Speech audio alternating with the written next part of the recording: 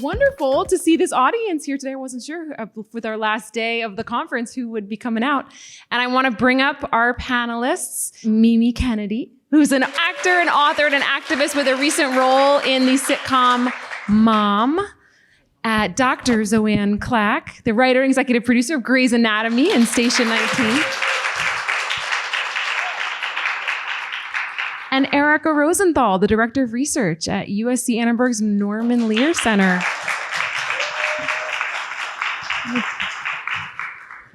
Okay, and as was announced before, I'm Dr. Shoshana Ungerleider. I'm a practicing internal medicine physician. I'm the host of TED Health and the founder of a nonprofit called Endwell, focused on making the end of life a part of life. And we've actually commissioned the Norman Lear Center's Media Impact Project to look at how advanced aging, terminal illness, and the end of life, as well as caregiving, are portrayed on primetime television. So we found some really interesting things in our research, and we'll dive into that in a moment here. But so just to set the stage, why are we here today? We're going to be covering a lot of ground. It's inevitable, as part of life, that most of us will at some point find ourselves either providing care to a loved one or becoming the recipient of that care as we age. And unfortunately, the portrayal of aging and the elderly in our culture has often skewed towards frailty and incapacity, while the more positive depictions and more realistic depictions of advanced age and certainly the end of life remain fairly scarce on television. But I hope that a tide of change is upon us. So we're here today to talk about some of the people and the series out there that are courageously challenging these antiquated notions and talking about a fresh, empathic lens to be looking at the topics of aging, of caregiving, and the end of life. I personally believe that we all have an opportunity to create the stories that reshape cultural attitudes and really invite viewers to confront their own mortality and embrace the steps that we all need to live fully until the very end. So with that, I want to start with Erica talking a little bit of research. We know that 80% of people wish to die in their own homes. About 30% actually do. And on television, around 20% of characters shown dying a non-violent death are at home while dying. Can you start by talking about some of the research findings from our script analysis? Yeah, absolutely. Thanks, Shoshana. So as Shoshana said, my group, the Media Impact Project at the Norman Lear Center, was commissioned by Endwell to do an analysis looking at how end of life is depicted in popular scripted TV and film. So we've assembled a database of about 100,000 transcripts from TV and film episodes going back many, many decades. So for this analysis, we looked at the time period from 2010 to 2020. So that's about 84,000 transcripts. And we found that 2.9% of those mentioned 16 end-of-life keywords that we came up with for this analysis. So that included things like advanced directive, terminal illness, hospice, and more. So one interesting finding from that was that the word killing was mentioned 85 times more frequently than all 16 end-of-life keywords combined. And murder was mentioned 30 times more frequently. And when end of life was mentioned, it tended to be pretty medicalized. The most frequent keywords were terms pull the plug was the top keyword from our analysis, and resuscitate was the third most common keyword. The second one was hospice. And we also saw a lot of depictions of assisted suicide, particularly medical providers functioning sort of as angels of death, including in the show Mary Kills People. Yeah, thank you for that. I feel like we could talk about that for hours and hours. But what I've found, from taking care of patients is that certainly so many people and the patients and their families and caregivers, get what a vision of what they think care at the end of life might look like, whether it's CPR or something else, from television. And so, Zoanne, Dr. Clack, as a writer on Grey's Anatomy and Station 19, you really have had the opportunity, the amazing opportunity to shape the narrative around aging, around end of life care. Can you talk a little bit about your approach in writing to these sensitive themes? Well, we love old people. Yay! We have a lot of depictions of them.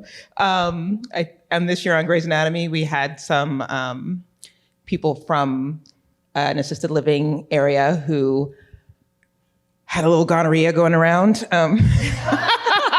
because they were still sexually active and still, they found out they were all with the same guy, and he was like, what are you going to do? And that's real. That is happening. Yeah, that definitely was happening. Yeah.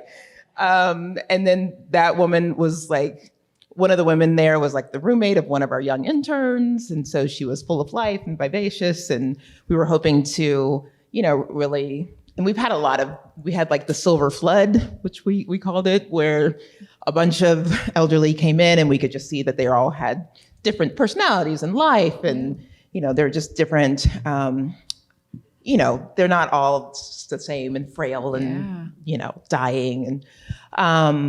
And then on Station 19 this year, we had some ladies who were doing like a scavenger hunt and had to take some like sexy photos with the firefighters, and, had their own lives and that sort of thing. Obviously, we can't do end of life care at home because we are a hospital show. But we have had some assisted living stories. We've had a couple of those. Assisted living? I've been assisted death. Of course, like during COVID, we had the episode where that was based on my mom who had gotten COVID at an assisted living center, and we made it Bailey's mom. And so we had a whole episode on that and how that was happening during COVID, and how it was affecting the assisted living centers. And Bailey's mom eventually died. And then we've also had, my mom didn't die, by the way. And we've also had some issues about whether or not to pull the plug. Sometimes, like we've had this year, they intubated someone who was kind of a DNA, the same lady. What's DNA? Well, there's DNR and then there's DN something else. Oh, DNI. DNI. Do not intubate. Yes. Do not intubate. Yes. Yes. So she was DNI, but they intubated her because they loved her so much and she was in such distress. And then they were like, what do we do now? And then we've also had a story way in the past where, I'm sorry, this is 20 years of of Grey's Anatomy. We also had a story where they didn't know that a person was actually DNR, and they intubated her, and all of her friends came in and was like, why did you do that? She wanted to not do that. So they had to make the decision whether or not to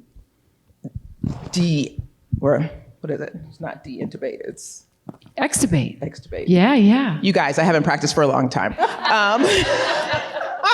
To extubate the patient once they've already done it, and what decision that was. Of course, that was on our characters, but the ladies were, older and vibrant and just like knew their friend. So we've had quite a few stories on. Yeah. Those are the ones I can think of off the top of my head. Yeah. And something that you said, and this is something that someone brought up to me that was actually, I take care of older adults clinically, but that the roles that we often see are it's a really homogenous sort of portrayal of older age. And that it turns out that, if we look at all comers of the age of 75, there's so much variation in terms of, who people are, what they like to do, their ability to get up and move around, their interests, of course, just like people of all ages. And so keeping that in mind, Mimi, Can I just say, sure. like behind the scenes, our producing director is Debbie Allen, who is amazing, 73 or something. Force of life. Oh my gosh, absolutely. She's incredible. Mimi, in your role in Mom, Marjorie is older, she's single. This character is really seen as, the cat lady, right? And I want to talk about that. So the portrayal of older women on television who are often sort of invisible or their lives are hidden away. And then if you're up for it, can you talk about specific instances in your career when you've encountered ageism, either in the roles that you were offered or the expectations of audiences? Yes. First of all, Debbie and I premiered together on television in 1977 in a show called 3 Girls 3. So give her my big love. She and I encounter each other once in a while. Debbie Allen and me and Ellen Foley, who later sang on the Meatloaf records. We all were friends. And we danced and sang and had a ball. All right. So at that time, I think I was age 27. Oh, wow. What I will say is because I had 2 children in the middle of my career and I'm married to a teacher, there was 50% of my life was mousy compared to Hollywood. And I did notice that already prepared me to be seen in a certain way. And so aging for me has not been that much of a problem, but there are certain things that I don't like to do, and I finally stopped doing them. One is old woman as victim, old woman as an object of pity.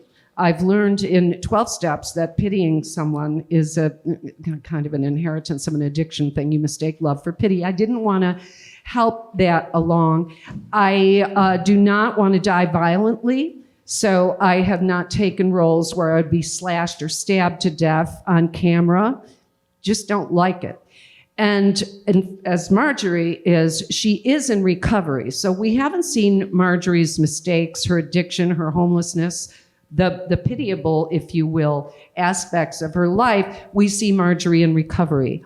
But I had to learn a lot about 12-step recovery in order to be Marjorie. And I think it's one of the best things I've printed out on film. I always feel that way. If you put it on film, it's there forever. You've infiltrated the culture. So I try not to do stuff that I wouldn't want my grandchildren or my daughter-in-law or my daughter, my children to see. And that is how I've avoided some of the things that I don't like. But yes, I've been offered. I remember once they said, it was my agent, so I had to get a job and make money for me and him. And he said, they don't think you can be dumpy. I said, Mimi can be dumpy. Yeah, I remember that. And I went, well, show me the role. If I'm playing an interesting dumpy, you bet I'll do it. Otherwise, this might not be what I want to do. Yeah. So I would say that. But I think I'm maybe the oldest person in the room. 74 now. Debbie is a little younger than I am.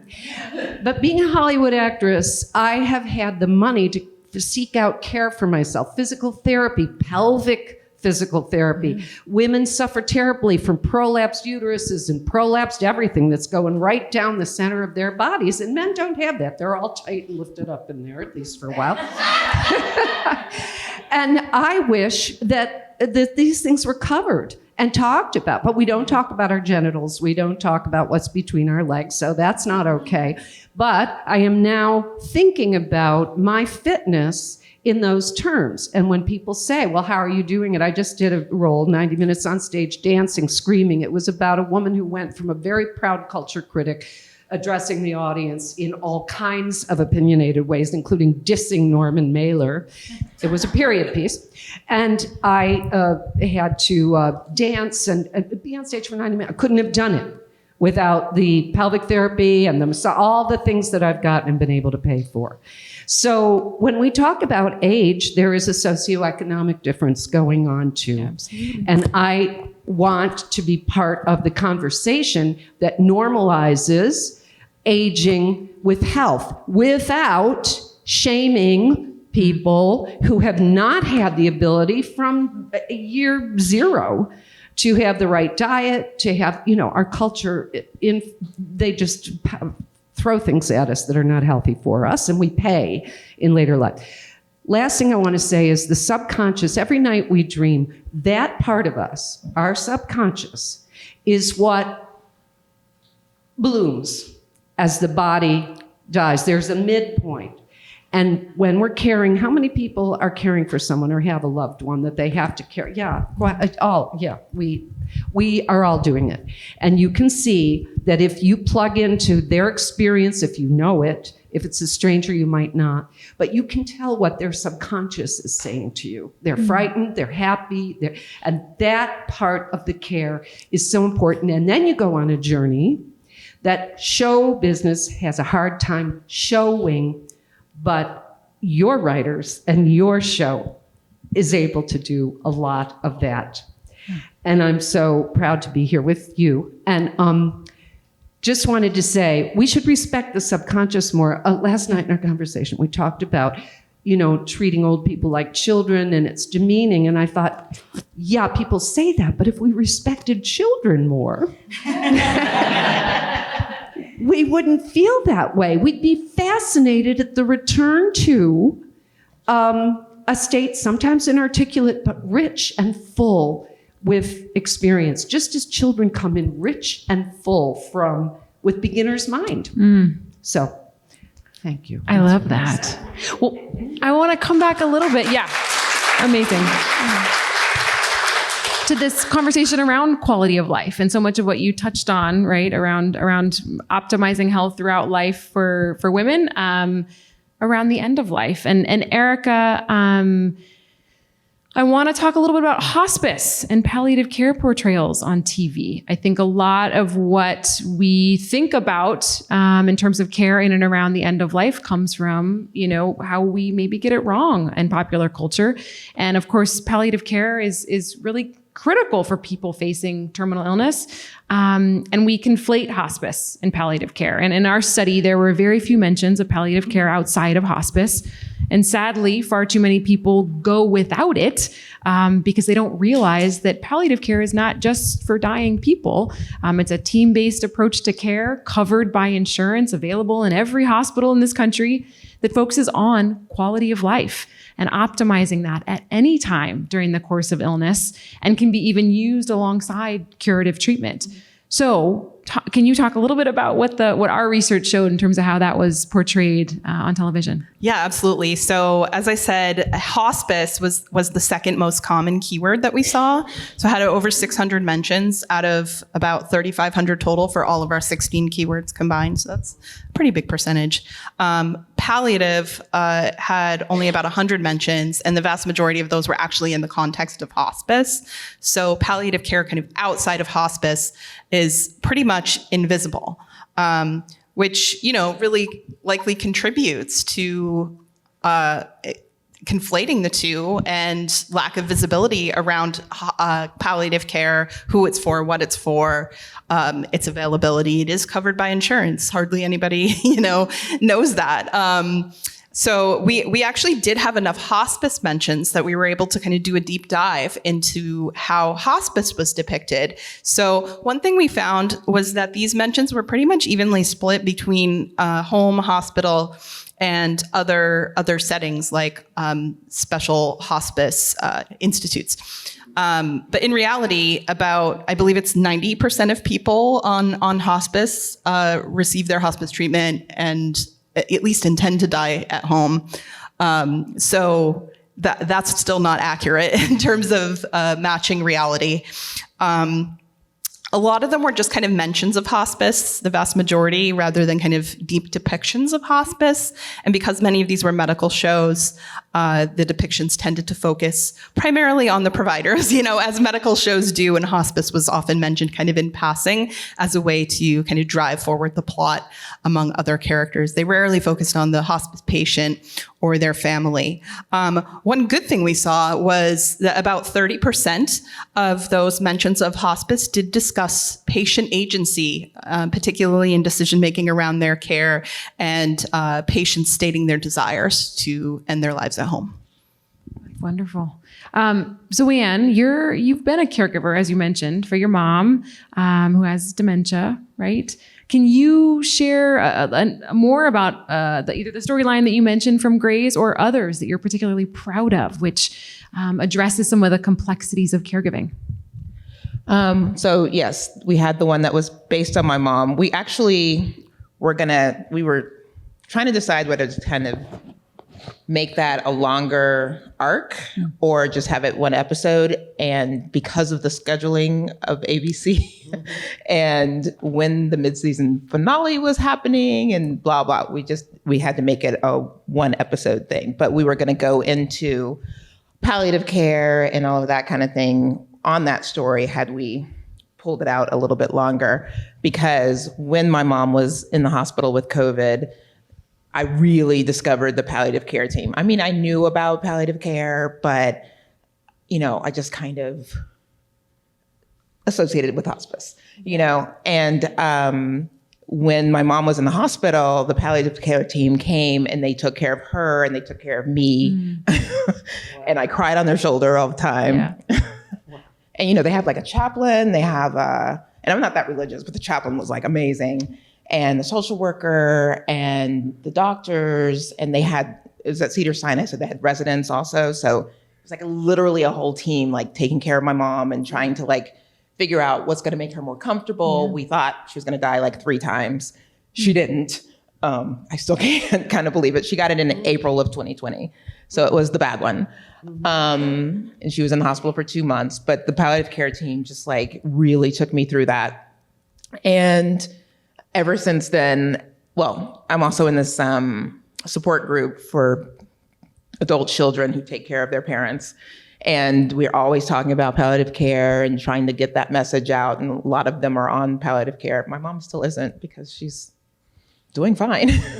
I mean, except for the Alzheimer's. And I've recommended it to many people who are going through things. And actually on Grey's, we were gonna have a whole storyline about one of our doctors doing a palliative care, going back and doing a palliative care fellowship. And so we talked to a lot of palliative care people. I have a friend who's a pediatrician who just went back and did a palliative care fellowship. So we talked to her and it was very enlightening, and then we didn't get to do the storyline. So hopefully we can add to your statistics soon and be able to do that. There's another story that came to mind before I started talking about, obviously there was Meredith's mother who had Alzheimer's and was in an assisted living, but we didn't really talk about she died kind of suddenly on the show.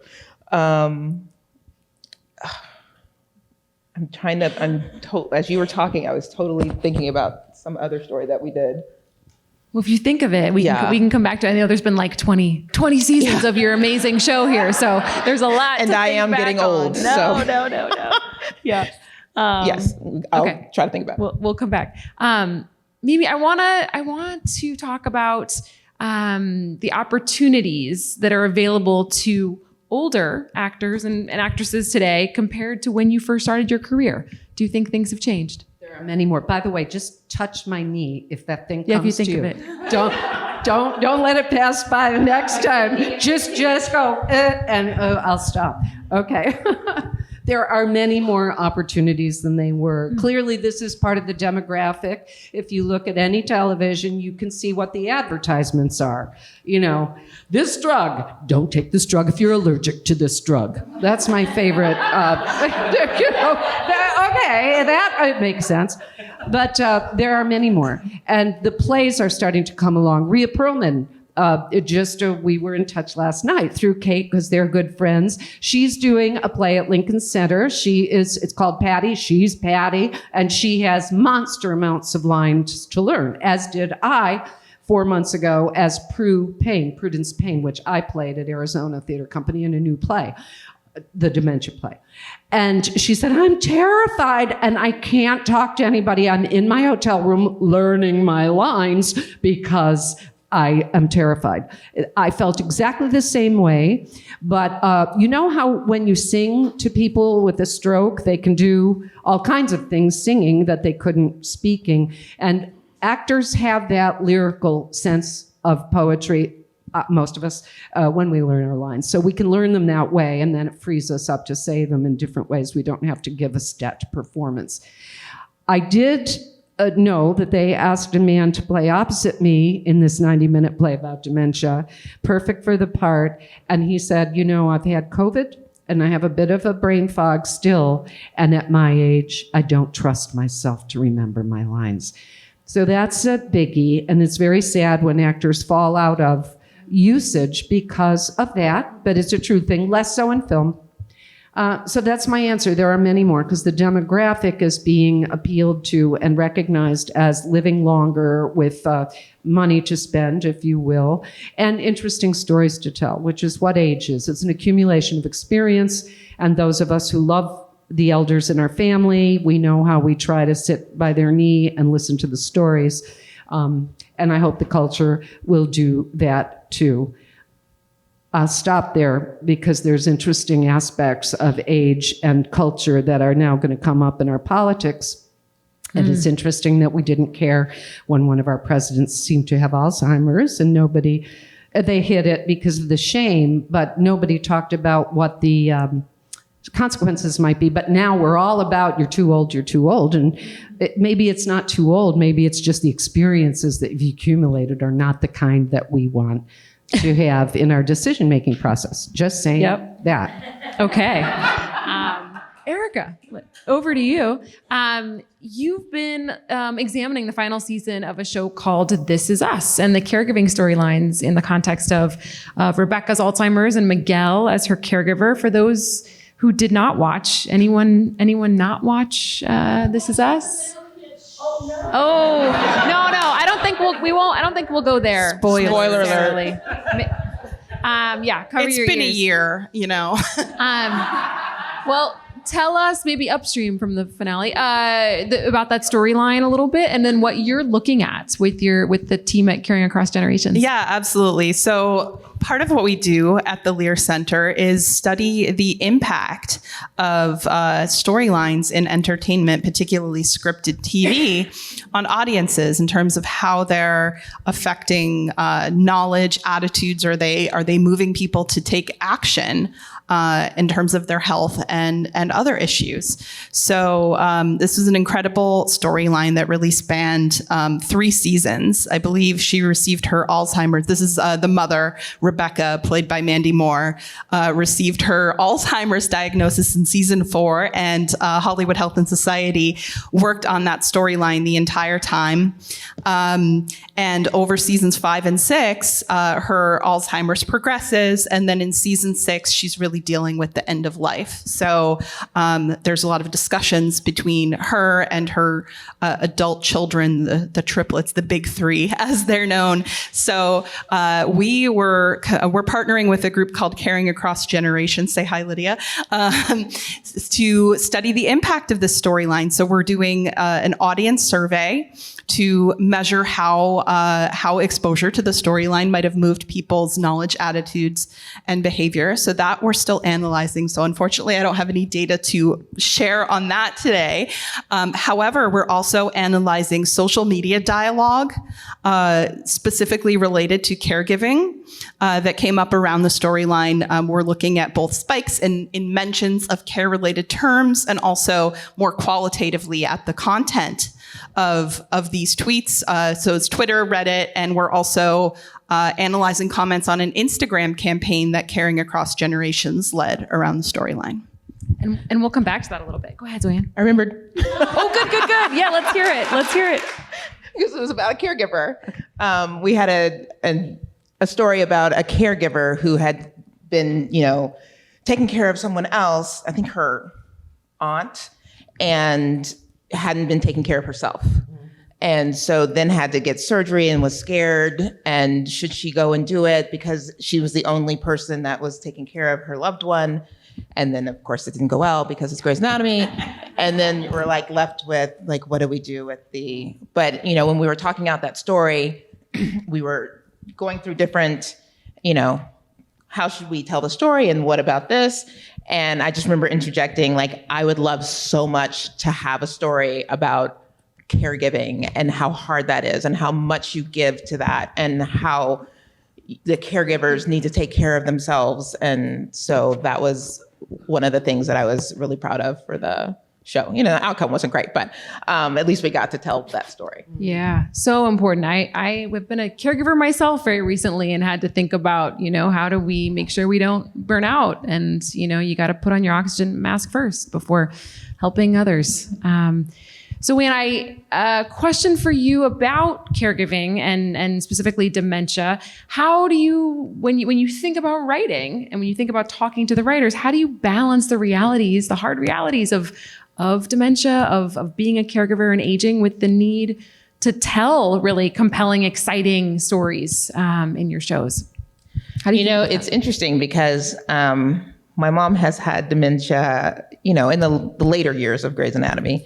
So when we were doing it at the beginning, we were all basing it more on like assumptions and you know, also stories from other people, but we didn't have anybody on the staff who were caregivers or who were taking care of those people. And I kind of look back at those episodes and wonder how much deeper they could have been had we had someone on the staff with that experience. Because now, like, every time we tell a story in that way, I pull in, you know, all of my experience. And now we have, like, you know, because we're aging also. The staff is aging.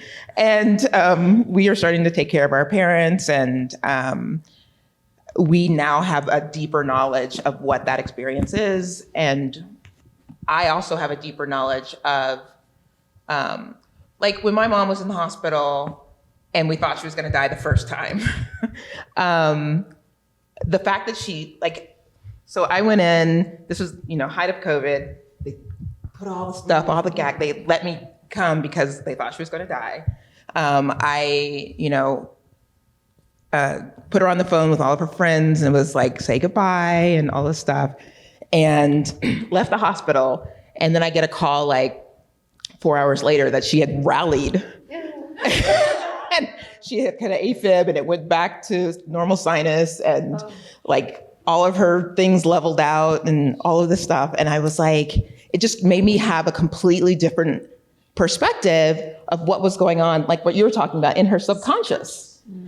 Like wherever she was, whatever she was experiencing was not the same as what I was experiencing. I was like, why would you want to live like that? And she rallied so hard to live like that, that I had to respect that and kind of turn my head around as to what that experience was for her. So I think that that definitely affected the way we've told stories since then about Alzheimer's, about dementia, about just the experience. And I loved the thing you said about the children and the older people, because I always thought of it a different way, how you go back to being children and diapers and all of that, but to say it in that experience of respecting both, because I'm very much in the sandwich generation. I have like 8 and 10-year-olds and then my mom. So I'm gonna go back with that perspective and maybe respect my children a little better. But Well, we'll try. I'll try. Move around a lot more. I'll try. I'm gonna take this home with me. But yeah, so I feel like, you know, having the experience of people who have been in the situation definitely affects the stories and definitely deepens them and makes them more real and more relatable and more authentic, which, you know, makes it more universal. So that would be my answer. Yeah. And Mimi, have there been roles that you were particularly drawn to because they kind of bucked the trend of the invisible or stereotyped older adults? Prue Payne, Yeah, tell us about on stage was that role. The playwright, new play from him, 10 years ago, he got a Pulitzer nomination for his first play. And those who love his work say this play, Prue Payne, is his best yet. So believe me, I loved taking it. And that showed, from the outside, she deteriorated, but it did, at one point I did a dance in which I did Prue's greatest hits, we called it, which is all the experiences you had seen her talk about when she was articulate and that she treasured, and she danced them out for the audience. Yeah, that was something actually I added. I was very proud of that. The playwright said, we're keeping it. But, you know, I'm fascinated by afterlife stories. I love those little books, Life After Life and near-death experience and all of that, because it's the subconscious at some level, you know, having this. And I'm beginning to think, as I listen, that someone will find a way to show those dreams of the subconscious on film. You know, maybe a little, you know, 3-minute interlude in which we see what's going on there. I don't know, but show business has to show. And the fact is we're alive and we are developing and we're learning, and it seems incoherent to those of us who have prized the identity of someone as we knew them. I'm your daughter. You're my mother. You're the authority figure. I'm the one you love or criticize, whatever. If that identity goes away, who are we dealing with? Well, it's that's when any kind of faith is challenged. and love. This is valuable. And as I say, every night we dream. If somebody showed us a video, it's, we're tossing and turning or we're lying down. We're seemingly doing nothing. We're alive and processing and learning, and we're enriching some part of ourselves that love actually can access. That's what I hope. And this play I did kind of did that. Marjorie kept her own counsel. I didn't have a lot of lines, but I listened. And that develops both the one I'm hearing and me. So I'm incrementally crawling at the, late part of my career towards things that I hope will show what I know to be true. Where can we see that play? It's not streamed anymore. Okay. There's a thing with Actors Equity. When you're in regional theater now, they can stream it for 2 weeks after it has shown and closed, and now it's gone. Okay. So we will have to see it in New York or somewhere someday. I hope so. Not in my control. So Was it in LA or is it? it was in Arizona, Phoenix, and Tucson, because they have a lovely regional theater there that's really good. Eric, a part of the impact project that you mentioned following the airing of the last season of This Is Us around caregiving involved looking at a number of viewer comments. Can you share some of your favorites with us? We got some really amazing social media comments as part of this study. So a lot of audience members talked about the ways in which the show reflected their own caregiving experiences, particularly in Latina families, and especially around the episode Miguel, which focused primarily on Rebecca's second husband, Miguel, who is Puerto Rican. So we got a number of comments kind of about the intersections between care and culture. So for example, one said, as a Latina with immigrant parents, family is everything. You care for those you love until the end. Immigrant children carry so much guilt as they slowly move away from the life they came from. I think it was also to show that his upbringing influenced his marriage and relationship so much. So that's just one incredible example. And then from the Instagram campaign, sorry, I couldn't memorize these quotes. So the Instagram campaign that Caring Across Generations ran, nearly half of the comments kind of explicitly acknowledged the conversations around care in the show inspired people to have similar conversations in their own lives. Almost half of the comments talked about this. So that's amazing. So one said, this show really did help me with dialogue when talking to my family about elder care and parenting. This is what art is supposed to do. Reflect life and help us see ourselves in new ways. So that's really why we're all here, right?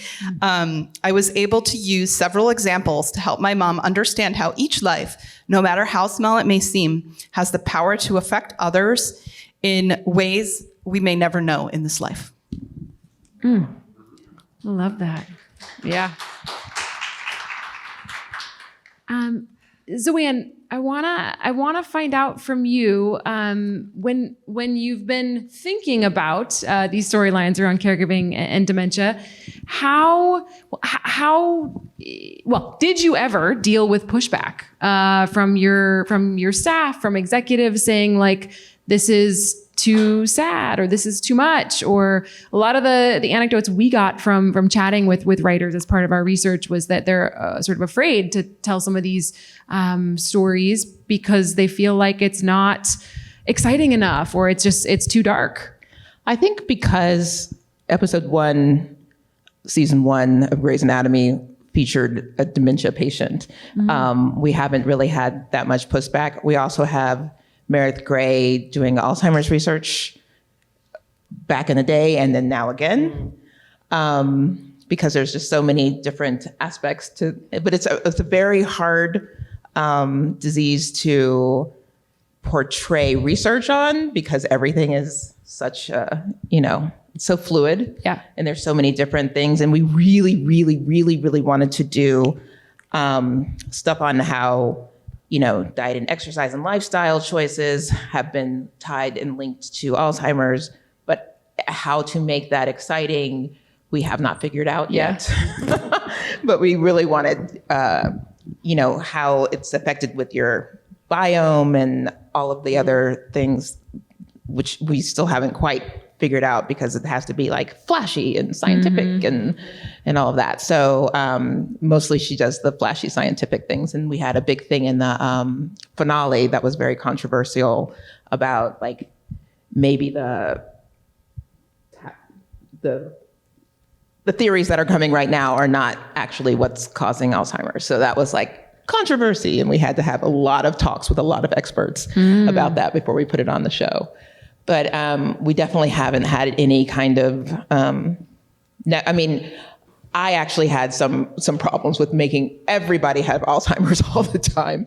I was like, does that character have to have Alzheimer's? So I would push back sometimes because I thought we were doing too much. But because like one of the interns' grandmother has it. Meredith's mother has it. On Station 19, Vic's grandmother had it. I know it's very, very common in the universe, but it's very common in our little Shondaland universe. But it always tells. There's always new things to say about it and new ways to portray it. So I think it's always been different and always been entertaining and always been universal and true. So. Yeah.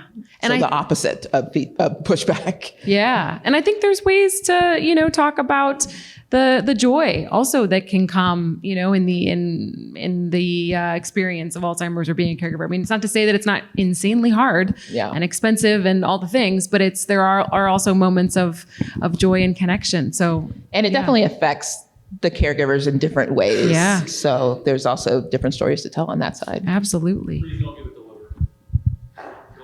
I defend Weber within the core of my soul. So I hope not.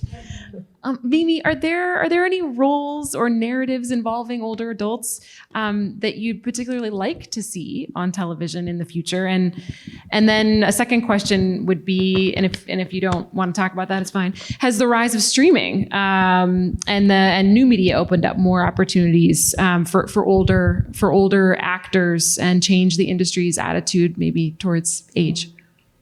I think the tendency towards articulation, like TED Talks, podcasts, using language, I think that's helped older people be able to talk about their experience because we're not idealizing human beings and watching the stories play out in ways. I wrote on Knots Landing for a year. And we heard long before social media that mothers and daughters, particularly, always calling each other after it's a show to talk about what characters wore. And I get that. Like, I totally get that. But that was 1988. And I do think it's 2023. I think there's such a thing as evolution, and I think we're going through it as human beings a little bit.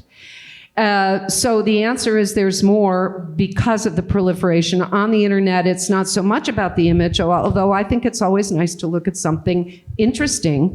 It doesn't have to be idealized. But the other thing the first question you asked me was, what I like to see people doing. I will say that about 15 years ago or 10 years ago, I was being sent the old lady roles that, you can age up, you can look dumpy.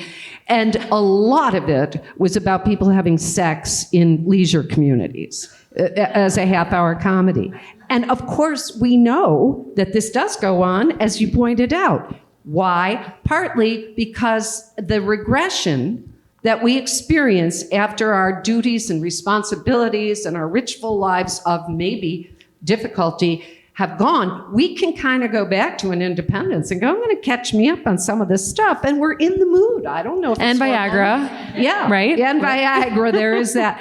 So I realized it was funny and lovely, and I just didn't want to do it. I wasn't there. What I feel, I've been reading a theologian named Mary Daly. She's a very radical Catholic woman, and the church hated her. But she says women's experience is really theology, and that we should read our lives, our experiences, and our reactions to those experiences as how God, if you will, or our soul, if you will, talks to us and teaches us what we need to know and share in the world. I think that's true. So I would like to see more stories where older people are doing that. They don't have to be, the guru-like person in a chair with pronouncements, although that's good. But I'd like to not see people bed hopping and making jokes about a guy's butt, and all that. Because, I don't know. If you are having sex, I'm married to a very attractive man, at a certain age, that's fine. But, I've always thought that's more what you guys are learning, not what you want to prance around showing, isn't it cute? It's a very strong opinion, and I'm sorry if I'm ruining anybody's idea of what's a really funny show, but that is my honest answer. Oh, I love that answer. Guys, yeah, I think that's amazing. We're going to open it up to audience questions here in a minute, but I wanted to come back to Erica on a topic that I think is super important, and that is the notions of agency and choice for people facing illness and in and around the end of life. What are some examples of depictions of this on TV that, from our research, that you found particularly interesting? Yeah, I mean, the This Is Us storyline was really great on the agency. As Rebecca was starting to decline, she sat her family down and told them in no uncertain terms, what her wishes were for her end of life, that she wanted Miguel to make all of the decisions around her care. And in the event that Miguel was unable to do that, spoiler, she chose one of her children, one of her 3 triplets, to make those decisions. And that was her daughter, Kate. And Kate was most surprised of all to be the one chosen as kind of the executor of her mother's wishes. And the rest of the season, kind of follows Kate caring for her mother in a way that, her sons really were unable to, not because they're men, but just because of their particular personalities and strengths. Another great example is a New Amsterdam episode called In the Graveyard that was almost entirely dedicated to palliative care. It talked about right to try laws. Is anyone familiar with right to try? I was not until I saw this episode. So when a terminally ill patient has kind of exhausted all other options and there's no clinical trials to enroll in, this allows them to try experimental treatment. So in this case, a patient used psilocybin for treatment at end of life, and he was able to die with the experience of snow falling around him. So it was a really beautiful episode. Fantastic. Well, you know what? We could keep going, but we got to leave it there. Thank you all.